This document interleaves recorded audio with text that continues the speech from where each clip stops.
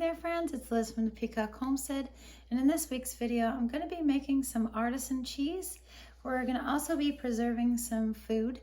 I got some corn from a farm stand and some peppers, and I'm going to be cooking from scratch. So if you're interested in that kind of thing, let's get into the video.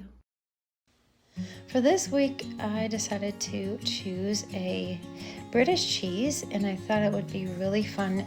It's known as one of Britain's finest cheeses, and not a lot of people are making it unless you're going to be making it in your own home, so you can find out what it looks like and what it tastes like. So I was super excited to make this cheese. So right now I have 4 gallons of milk, and I'm heating it up to about 86 degrees Fahrenheit or 30 degrees Celsius. The cultures that I'm going to be using is a mesophilic culture. I actually have 2 mesophilic cultures. So I have one little packet here, and then I'm just going to be using a half a teaspoon of this other mesophilic culture. Then we have our calcium chloride, annatto coloring, and then an animal rennet. So right now I'm just adding 1 teaspoon of calcium chloride diluted with 1/4 cup of non-chlorinated water, and I'm giving that a stir. And now I'm adding my cultures, my 1 packet of mesophilic culture, and then a half a teaspoon of my other culture, which is just a mesophilic culture. And I actually let that sit for 45 minutes just to rehydrate everything. So now I have my annatto coloring. This is going to be a really orange cheese. It's actually famous for being really deep orange in color.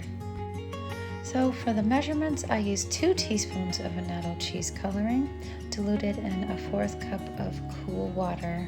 And then I'm actually going to let that rest, which I did, and I came back, and now I'm adding the 1 teaspoon of rennet to 1/4 cup of cool non-chlorinated water, and I'm going to let this marinate and coagulate for at least 45 to 50 minutes.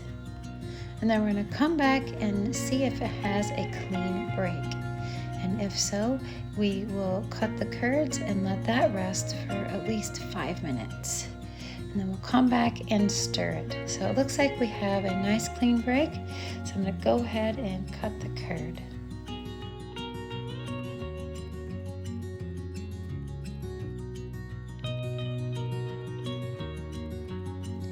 Now that the curds have settled and rested for about a good 5 to 10 minutes, I'm just gonna start stirring this and bringing it up to temperature. So the goal is 90 degrees, and to keep it around 90 for about 60 minutes. And then you're gonna let the curds rest for another 60 minutes. So essentially you're letting the curds cook for about 2 hours on a really low temperature.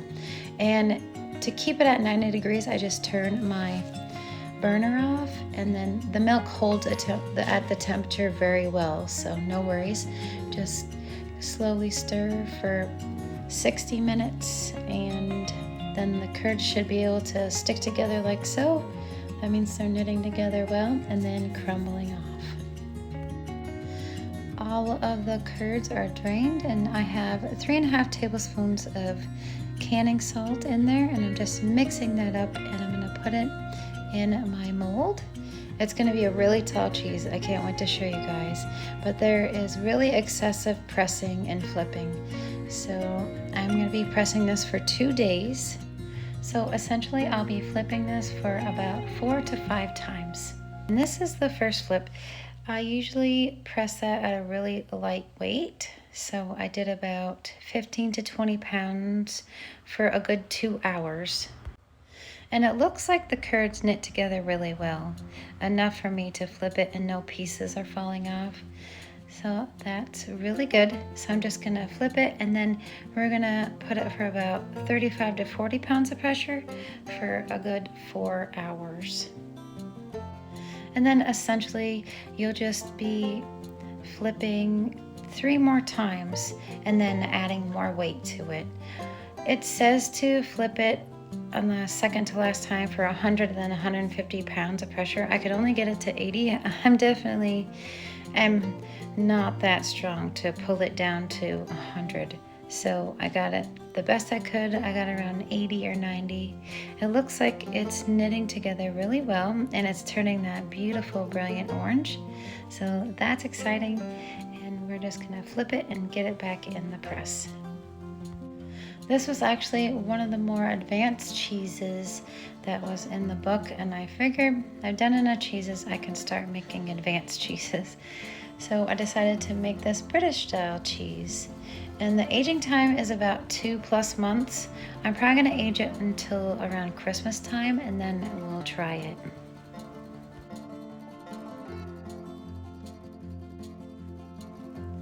This will be the third flip, and I'm super excited to take a peek at it and see how well it's looking and how well the curds are knitting together.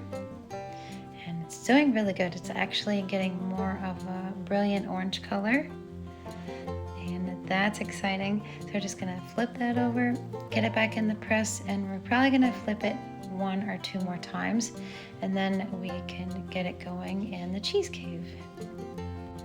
There are a few different ways that I can age this cheese, and I would like to try a few in the future.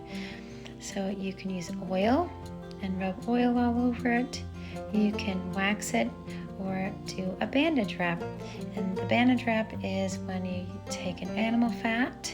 What you're doing is you're dipping the cheesecloth in the animal fat, and then you're wrapping the cheese in that.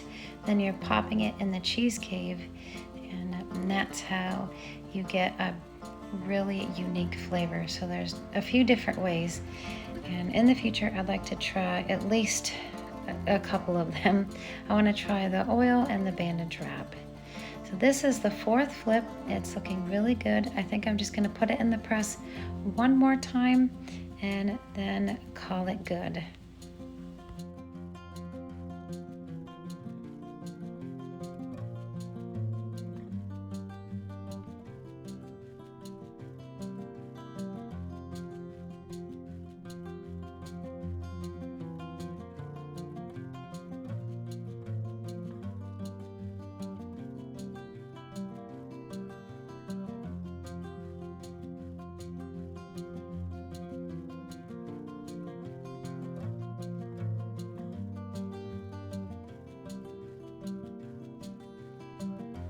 All right, after 2 days of pressing, I'm ready to take this cheese out and pop it in my cheese cave and let it get some age on it, because I can't wait to try this cheese. So it looks really good. Everything's knit together well. So I'm gonna probably let this cure and dry for a good 24 hours. And I'm gonna pop it in the cheese cave. And I'm gonna probably let this age till about around Christmas time, I think. The really good part about trying your cheese, you can try it, and then if it's not aged enough, if it doesn't have that creamy flavor or that tangy taste, you can just pop it right back in the cheese cave and continue to age it until it's perfect for your palate.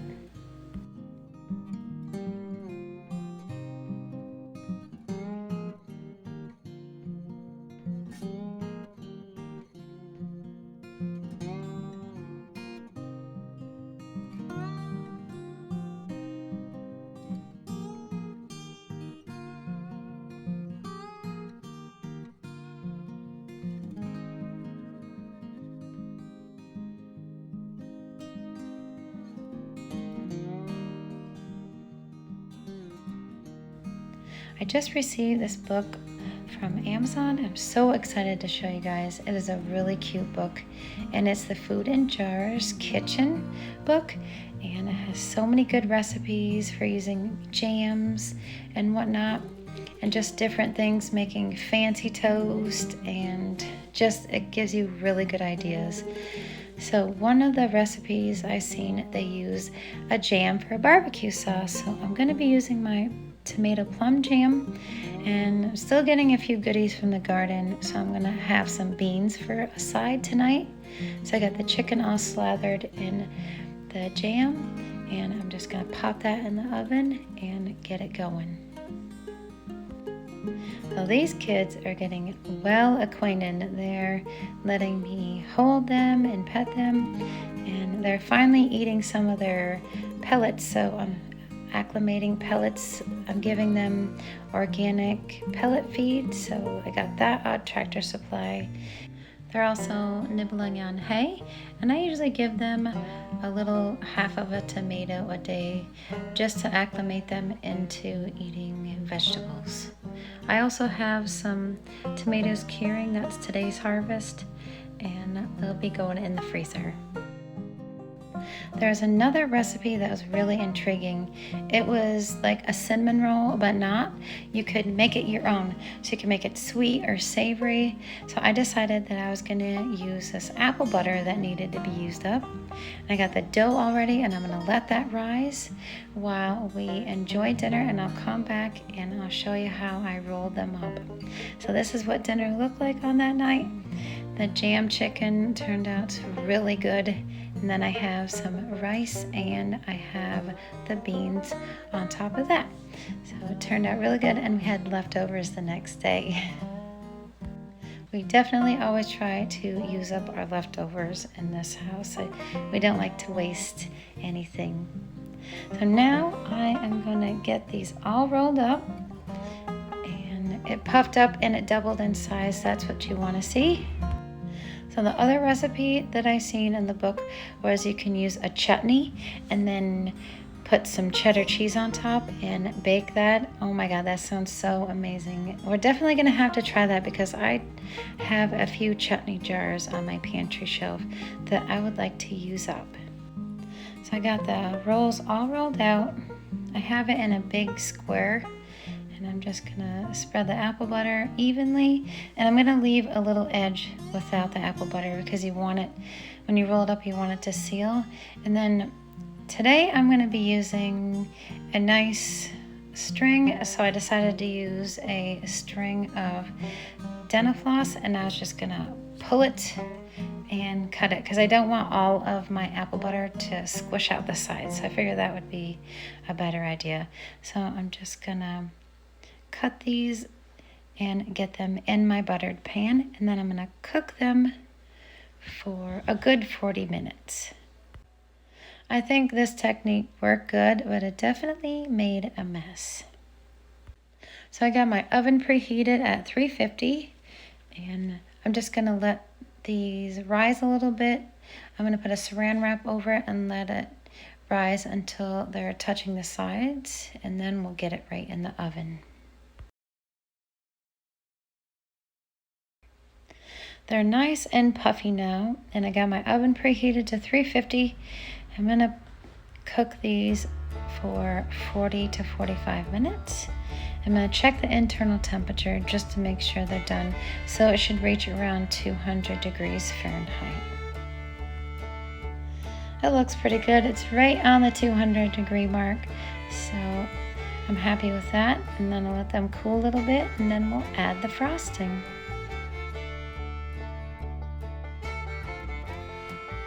So I just kind of wung the recipe. I used butter, powdered sugar, a vanilla bean, and a little bit of vanilla extract and milk. And then I just go by the consistency. I'm gonna slather this on there, and then we are going to enjoy these. And I can't wait to try the savory version. So when I do that, I definitely want to show you guys that.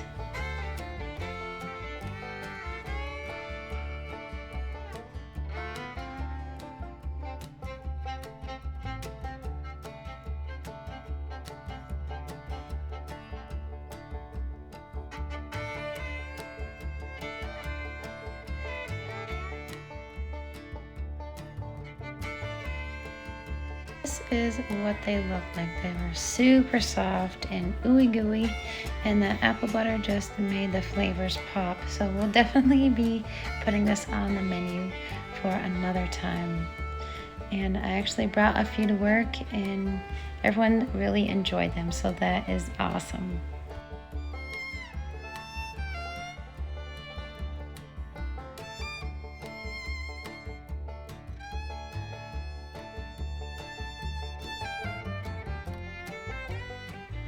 This Friday we went to the dentist, so that was not very exciting. That was my least favorite place to go, but we drove by my favorite farm stand and I seen their corn was out. So we got 4 dozen corn, and then I got a few peppers. So we're excited to have that, and I was going to show you what I'm going to do with it. First I'm going to shuck the corn. It took me a little bit, but we're going to shuck the corn. We're going to give the scraps to the chickies, and then I'm going to blanch it and freeze it. And for the peppers, I'm just going to chop those up and put them in the freezer as well.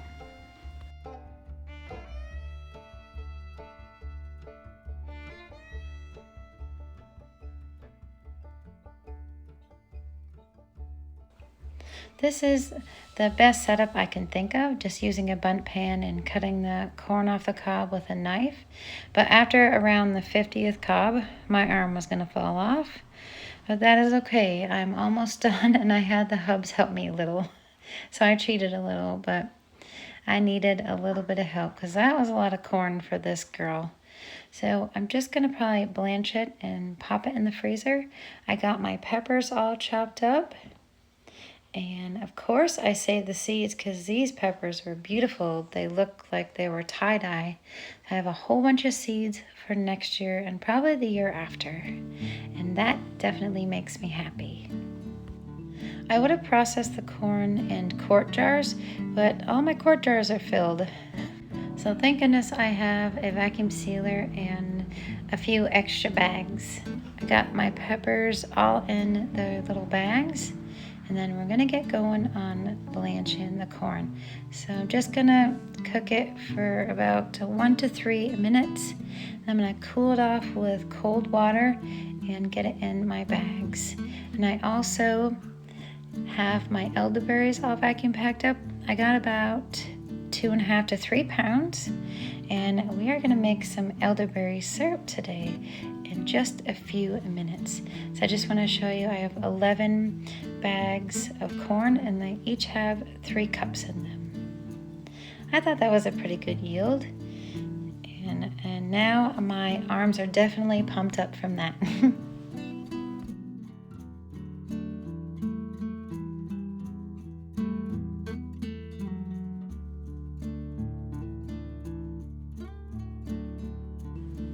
I'm really excited to make this elderberry syrup. So here I have some rosemary and thyme from my garden. Then I have a cup of elderberries and 2 bottles of water. So that's about 4 cups of water. And then you can add a cup of apple juice if you'd like.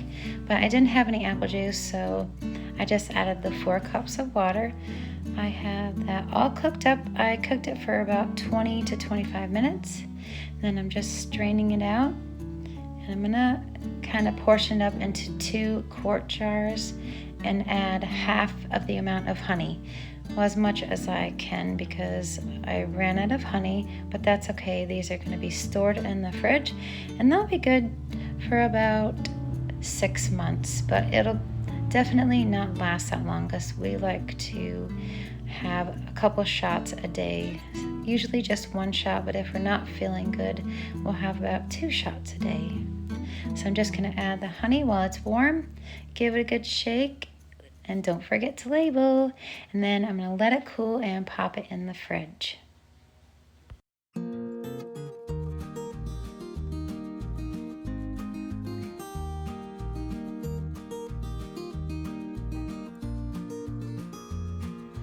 For that night, I decided I wanted to do a quick and easy dinner since I've been processing all day. So I'm just going to put together a quick and easy meatloaf. I have some hamburger, 80-20, and I also have some breadcrumbs and 2 large eggs. And I have it shaped in my pie pan, and it looks pretty good. And then I'm just going to use this leftover tomato jam to pop it on top.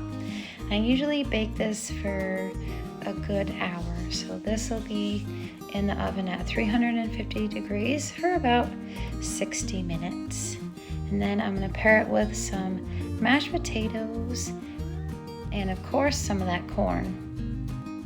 I definitely love dinners like this. I don't really have to think about it. I just put it together and multitask and get all of my other things done that I need to do, especially in the kitchen for that night. And then I can just get on with serving dinner. So this is how the meatloaf turned out. I had to cut it open just to check to see if the middle was done. It turned out really good. And the corn is all heated up. All I did was microwave some butter, salt, and pepper in there. And that's the potatoes from our garden. We still have a few left, so I'm trying to get those used up. And that is what dinner looked like on that night. This definitely was a really delicious dinner. And with that fancy tomato jam on top, it definitely hit the spot.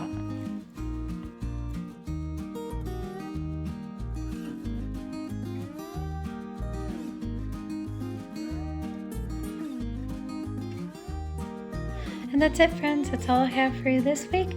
I hope you enjoyed the video. Many blessings, and I'll see you on the next one, friends.